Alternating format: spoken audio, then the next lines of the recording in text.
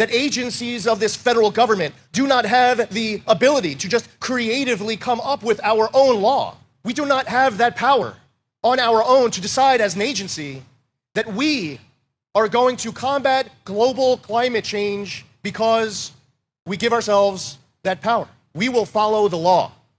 If Congress wants to amend Section 202 of the Clean Air Act and tell us that they want us to be regulating the heck out of carbon dioxide, methane, and these other greenhouse gases, then we'll follow the law. And in the meantime, we're going to follow the law. If you've been living under a rock and haven't been paying attention to the news, we could be in a situation where there is zero emissions, period. We're already to the point where there's going to be no more smog. We are to the point where there's going to be no MPG fines, so MPG does not matter. And now in about 45 days, we could be in a position where there is zero emissions, period. So we're going to cover that in this video and what that means, because some very important things on your window sticker that you used to have on there may be eliminated completely.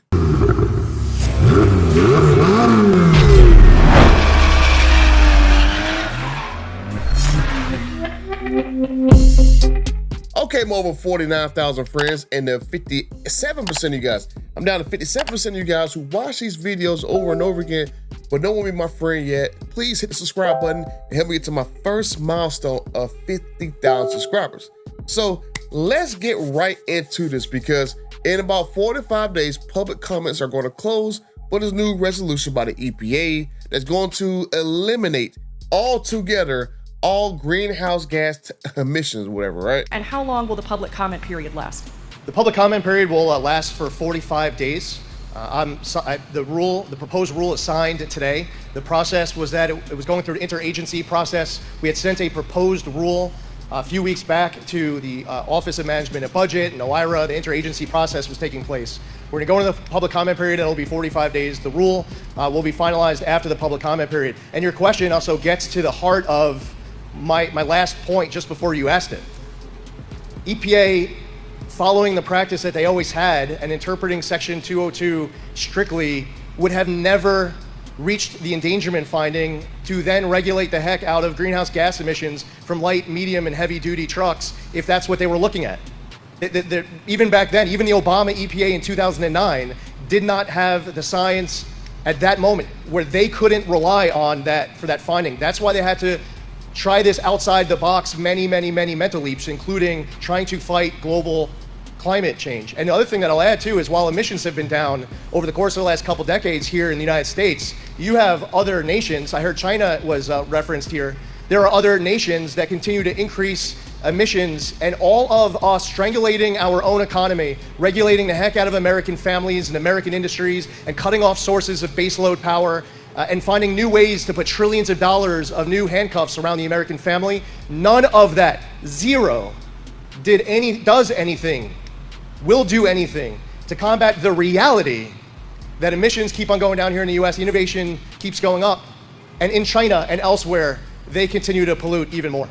In effect, if placed into effect as currently envisioned, does this rule effectively reset the emission standards for autos, light, medium, heavy-duty trucks back to 2008 standards? What sorts of things will be left in place? What will be taken out?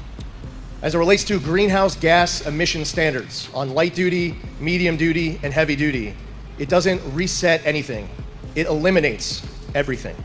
This proposed rule is a proposal to eliminate the endangerment finding, to eliminate greenhouse gas standards, all the regulations that came out, including the electric vehicle mandates, all of the greenhouse gas standards for light, medium, and heavy duty. And as a bonus, we're also proposing to get rid of that much hated off-cycle credit for start-stop technology. There's a lot included in this rule. It's over 300 pages, and I would encourage everyone to read it. Thank you again, everyone, for being here. This is an exciting day for our country. So you've seen that and you heard that. Now, basically what the EPA administrator is saying, that once this proposal actually goes through its 45-day review period, whatever, and it actually passes, oh man, like you're gonna see no emissions regulations, period. Not reset to 2020 standards, not reset to 2015 or 2012 standards, not reset to 2000 standards. It's gonna be reset to zero, zip, nada, it's gone, it's out of there, right? you had literally just the Congressional Review Act that was signed by Trump right here. I want to thank everybody for being here. We officially rescue the U.S. auto industry from destruction by terminating the California electric vehicle mandate once and for all. Stellantis announced that it's going to reopen its Belvedere assembly plant. That's good. I know the plant very well. Had a lot of problems. They're going to spend $5 billion. Very steady hand. It's very important. Very steady.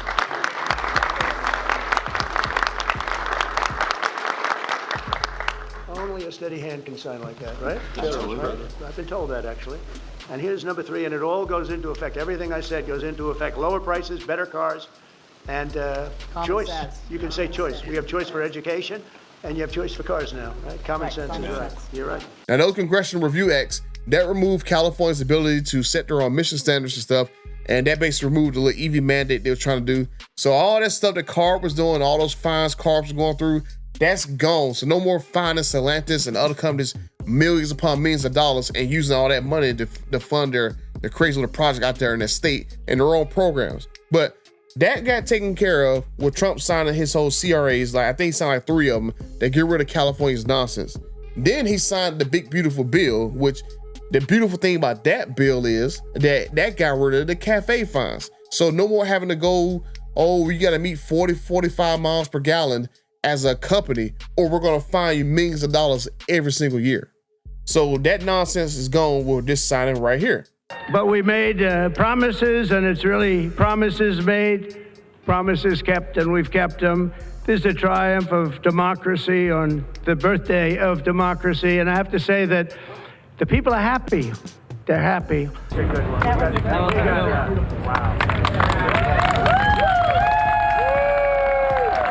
So everything is starting to kind of fall in place because now you had this review period that I showed you guys a little bit earlier with the administrator going like, yeah, no more greenhouse gas crap. So no more of this nonsense that's on your window sticker with the actual greenhouse gas right here, where, you know, Dodge vehicles already has a bad rating on there. The smog one, I think that might still stay on there because I think they're still gonna have like a smog rating on there.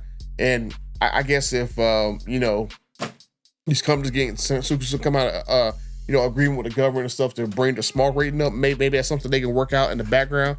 But, you know, if this goes through in 45 days and other states will try to sue them and stuff and try to block this, I mean, we could see literally by the beginning of next year where it is literally the open season on vehicles. Like you can make all kinds of great vehicles and don't have to worry about the government on your back.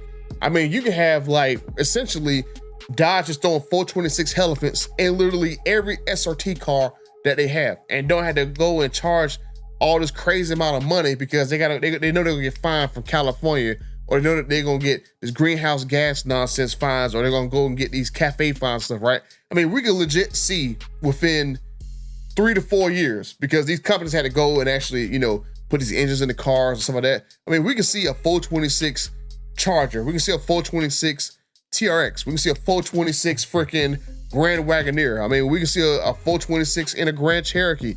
We can see literally, you know, 01 engine in like a freaking Escalade, right? You can see some of the craziest combinations of engines in performance vehicles that we never thought we would see since the 60s and 70s, when it was kind of like open season before the whole nonsense with the oil and all that stuff, before they started messing everything up. So we can have like a great era of some crazy cars. I mean, can you imagine just seeing like some of the craziest combinations of engines and stuff in some of these vehicles? I mean, hell, if Dodge come out with a small car, they can shoehorn in a 392 or shoehorn in like a Hellcat engine to like something as small as a freaking 370Z, whatever, right? We can have some great cars. I mean, really, they can bring the Viper back as long as it meets the, you know, all the crash standards, stuff like that, and put the regular old, you know, V10 engine in there with really no upgrades. I mean, it'll kind of suck because you would think you would get some upgrades in the V10 and stuff, but it'd be like, okay, the Viper's back, we got a new version of it and stuff.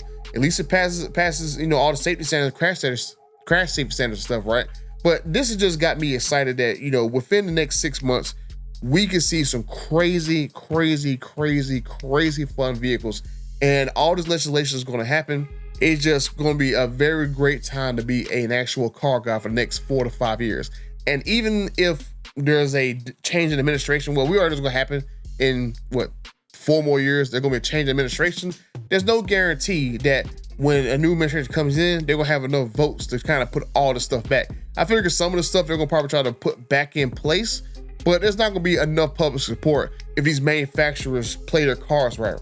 Because these manufacturers play their cards right and try to lower prices as much as they can possibly. Like, I would say that Ford, GM, and Stellantis should get together in the background. Hey, look, guys, we're going to lower prices as low as we can possibly stand. That way we can get people to actually start getting to these cars and get into these engines and stuff. All these cars that these guys want that we couldn't make just a year ago. We're going to drop the prices on them and stuff. We're going to just basically just flood the market full of these crazy high performance cars. That way, when the next administration comes in and try to force EVs down our throat again, there will not be public support for that. They will not get enough votes to do that.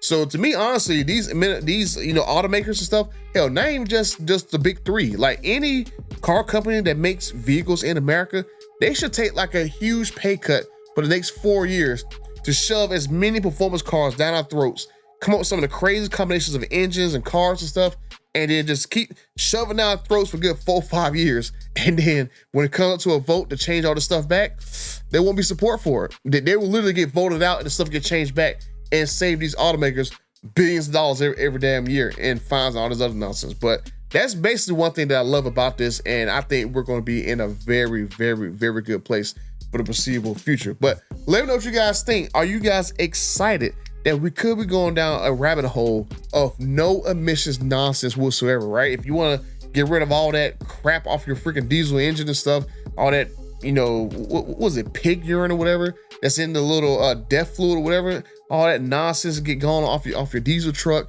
You put 426s in your cars. Hell, I would love to see a point to where I can go and take my D170 and go put a 426 Hellephant in there, and I can go drive it street legal. I mean, damn, I would do that. I'll go instantly from 1,025 horsepower to over 1,200 horsepower with a 426 in there, right? I mean, this would be some of the crazy cool things. Because could you imagine going to a power brokers dealer and stuff and getting them to go and swap a 426 into your Hellcat or whatever, or your 2018 Demon, and the government can't do crap about it? But this is just some of the stuff that I'm saying. Like, I cannot wait to see what's going to happen in 45 days when this actual proposed rule actually tries to get pushed through. So let me know what you guys think. And until the next time, man, let's get excited.